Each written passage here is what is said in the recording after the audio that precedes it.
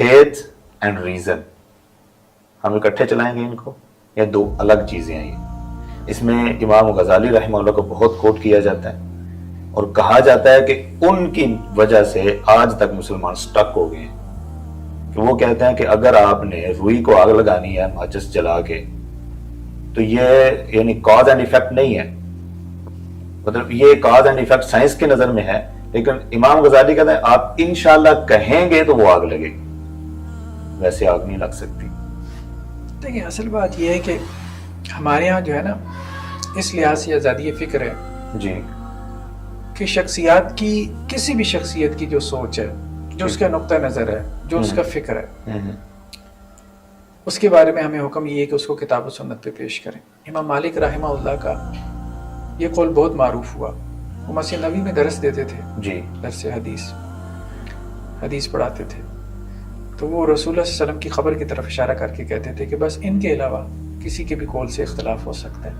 اچھا، ٹھیک ہے، تو شخصیت پرستی جو ہے نا وہ نہیں ہے ہمارے یہاں، شخصیت پرستی نہیں کہ ایک شخصیت کے افکار کو آپ کتاب و سنت کا مقام اور درجہ دے دیں۔ اچھا، یہ بدقسمتی سے ہمارے یہاں ایک بدعت پیدا ہو گئی ہے، یعنی مختلف سکولز بن گئے، مختلف مسالک بن گئے، مختلف مذاہب بن گئے، جن میں کچھ لوگوں کی آراء کو کچھ ائمہ فقہا واقعتاً بڑے تھے، علم میں بہت بڑے تھے، جی ان کی آراء کو وہی درجہ دے دیا گیا جو کتاب و سنت کا درجہ ہوتا تھا۔ یہ نہیں، ٹھیک ہے، دیکھیں کسی کی بھی رائے سے اختلاف کیا جا سکتا ہے، وہ غزالی ہوں، وہ ابن تیمیہ ہوں، وہ امام ابو حنیفہ ہوں، وہ امام شافعی ہوں، وہ امام احمد بن حنبل ہوں، وہ امام مالک ہوں، ٹھیک ہے، وہ امام بخاری ہوں، امام مسلم ہوں، کسی کی بھی رائے، ہاں اس کے لیے آپ کو کرنا کیا ہے، آپ کو یہ دیکھنا ہے کہ یہ کتاب و سنت کے موافق ہے کہ نہیں، دلیل قائم کرنی ہے۔ حضرت عبداللہ ابن عباس رضی اللہ عنہ جو ہے انہوں نے جو ہے وہ کوئی مسئلہ بیان کیا، تو ان کے سامنے جو صاحب تھے وہ کہنے لگے کہ جی حضرت ابو بکر اور حضرت عمر کا یہ قول ہے، تو انہوں نے کہا کہ مجھے اندیشہ ہے کہ آسمان سے پتھروں کی بارش نازل نہ ہو جائے تمہارے اوپر۔ اچھا، میں یہ کہتا ہوں کہ رسول اللہ صلی اللہ علیہ وسلم نے یہ کہا ہاں، اور آپ لوگ یہ کہتے ہو کہ ابو بکر اور عمر کا یہ قول ہے۔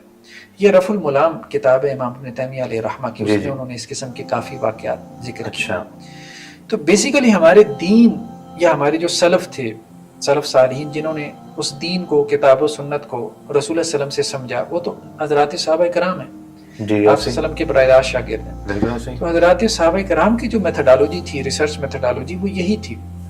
ٹھیک ہے، کسی کا بھی فہم جو ہے، کسی کی بھی انڈرسٹینڈنگ بائنڈنگ نہیں ہے آپ کے لیے کتاب و سنت کی، کسی سے مراد اینی باڈی، اینی باڈی ہاں رسول اللہ صلی اللہ علیہ وسلم کے بعد، ہاں، حضرت ابو بکر ہو، حضرت عمر ہو، حضرت عثمان ہو، اچھا، حضرت علی، ٹھیک ہے، ٹھیک ہے، کسی کی بھی انڈرسٹینڈنگ آپ کے لیے بائنڈنگ نہیں ہے۔ ہوں، اگر آپ یہ سمجھتے ہو، کوئی عالم، آپ سے مراد عالم، اگر وہ یہ سمجھتا ہو کہ یہ جو انڈرسٹینڈنگ ہے یہ صحابی کی ہے یا کسی کی بھی ہے، یہ قرآن و سنت کے خلاف جا رہی ہے، ٹھیک ہے، اچھا، یہ سلف کا رویہ تھا، یہ ان کی اپروچ تھی۔ ٹھیک ہے، یعنی اب آپ دیکھیں نا، حضرت عبداللہ ابن عباس وہ یہ کہہ رہے ہیں، جی جی ایسے ہی، وہ خود یہ کہہ رہے ہیں کہ بھائی اصل بات یہ نہیں ہے کہ ابو بکر اور عمر رضی اللہ عنہ کو کیا سمجھ میں آئی، اصل بات یہ ہے کہ رسول اللہ صلی اللہ علیہ وسلم نے کیا کہا، ٹھیک ہے۔ جی جی، حضرت عبداللہ ابن عمر رضی اللہ عنہ، ان سے کسی نے پوچھا جی حج تمتع جائز ہے؟ حج تمتع کہتے ہیں کہ جی آپ ایک ہی سفر میں آپ عمرہ کریں اور پھر حج کر لیں، ایک ہی وزٹ میں، ٹھیک ہے، عمرہ کے ساتھ حج بھی کریں۔ ویسے تو عام طور پہ صرف حج کیا جائے تو اس کو حج افراد کہتے ہیں، دونوں کو اکٹھا کر لیں تو پہلے عمرہ اور پھر اس کے بعد حج، اس کو حج تمتع کہتے ہیں، دو احرام کے ساتھ۔ انہوں نے کہا بھی کرو، اچھی بات ہے، حج تمتع کرو۔ انہوں نے کہا جی آپ کے والد عمر یہ کہتے ہیں کہ حج تمتع نہیں کرنا۔ اچھا، تو اس میں ناراض ہوئی ہے، اسے کہا کہ بتاؤ اللہ کے رسول صلی اللہ علیہ وسلم نے کیا ہے؟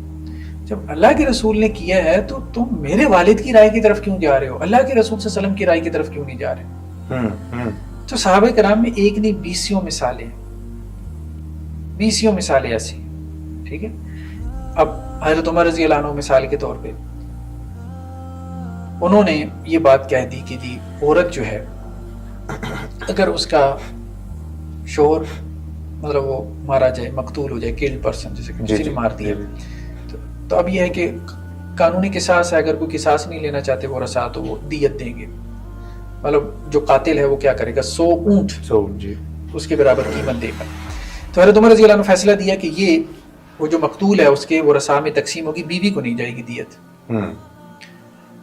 ایک صحابی نے کہا کہ جی نہیں، اللہ کے رسول صلی اللہ علیہ وسلم نے ہمارے فیصلہ کیا تھا، اور ضحاک بن سفیان ان کا نام تھا.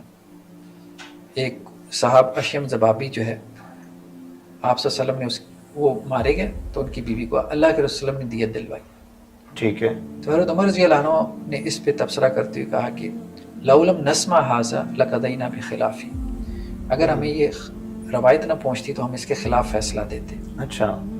ہمارا فہم تو یہ کہتا ہے کہ نہیں ہے، لیکن چونکہ رسول اللہ صلی اللہ علیہ وسلم کی روایت آ گئی ہے تو اب ہم روایت کے سامنے سر چکاتے ہیں. اور ایسی بیسیوں مثالیں ہیں. ٹھیک ہے. حضرت ابو موسیٰ اشعری رضی اللہ عنہ آگے 3 دفعہ اجازت طلب کی حضرت عمر رضی اللہ عنہ سے، تو حضرت عمر رضی اللہ عنہ نے اندر سے نہیں بولے تو وہ واپس چلے گئے. تو حضرت عمر رضی اللہ عنہ نے پیچھے غلام دوڑا، کون آیا تھا بلا کے لاؤ. بلایا حضرت ابو موسیٰ، ہاں بھائی آپ کیوں چلے گئے؟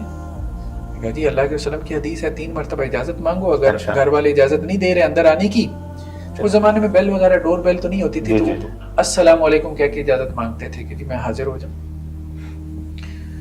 تو وہ پھر حضرت عمر رضی اللہ عنہ نے کہا بھائی دلیل کیا ہے؟ میں نے تو نہیں سنی یہ حدیث. اچھا. تو وہ پھر گیا ہے مسجد نبوی میں، صحابہ کی مجلس بیٹھی تھی کہ حضرت عمر تو میرے در پہ ہو گئے ہیں، وہ تم اچھا چھوڑیں گے نہیں. تو اب وہ کہنے لگی تھی حضرت عمر کو اس حدیث کا نہیں پتا، ہمارے تو بچوں کو بھی پتا ہے. حضرت ابو سعید خدری اس وقت ینگ تھے، وہ گیا اور انہوں نے کہا کہ جی اللہ کے وسلم نے یہ بات کہی ہے. اچھا. تو صحابہ کرام کا بھی معاملہ کیا ہوتا تھا کہ انہیں ایک بات سمجھ میں آتی تھی، لیکن جب ان کو پتہ چلتا تھا کہ اللہ کے رسول صلی اللہ علیہ وسلم کی حدیث، قرآن کی آیت، اب جیسے دیکھیں حضرت عمر رضی اللہ عنہ نے کہا کہ جی حق مہر جو ہے میں نے اس کو لمٹ کر دیا. ٹھیک ہے. اللہ کے رسول صلی اللہ علیہ وسلم کا جو حق مہر تھا جو آپ نے اپنی بیویوں کو دیا. اچھا استدلال بھی کریں، دیکھیں حضرت عمر رضی اللہ عنہ نے استدلال کہاں سے کیا؟ رسول اللہ صلی اللہ علیہ وسلم کی سنت سے کہ آپ صلی اللہ علیہ وسلم نے ازواج مطہرات اور اپنی بیٹیوں کا جو حق مہر مقرر کیا نا، اس سے زیادہ کوئی نہیں کرے گا. ٹھیک ہے. وہاں سے سمجھ رہے ہیں نا، سنت سے سمجھ. ہاں سنت سے سمجھ. ٹھیک ہے. ایسے ہی ہے. اب یہ انڈرسٹینڈنگ ان کی سنت کی بھی اگر اگینسٹ چلی جائے، ایک خاتون کھڑی ہو گئی، اس نے کہا جی قرآن میں یہ ہے. ہاں. اللہ تعالیٰ یہ کہتے ہیں کہ اگر تم نے ان میں سے اپنی بیویوں کو قنطار دیا ہو، ڈھیروں سونا، جی ٹھیک ہے، تو تم ان سے واپس نہیں لے سکتے. تو اللہ تعالیٰ تو یہ کہہ رہے ہیں حق مہر کے طور پہ آپ ڈھیروں سونا بھی حضرت عمر نے رجوع کر لیا، فوراً رجوع کر لیا. یہ حسن، یہ صحابہ کرام کی اپروچ تھی. اصل اتھارٹی کیا ہے؟ Final authority. جیسے ہمارے ایک وقت میں ڈیبیٹ پیدا ہوئی کہ فائنل اتھارٹی جو ہے وہ پارلیمنٹ ہے یا سپریم کورٹ ہے. جی پارلیمنٹ جو ہے اس نے قانون سازی کی، سپریم کورٹ اس کی انٹرپریٹیشن کر دی. ٹھیک ہے.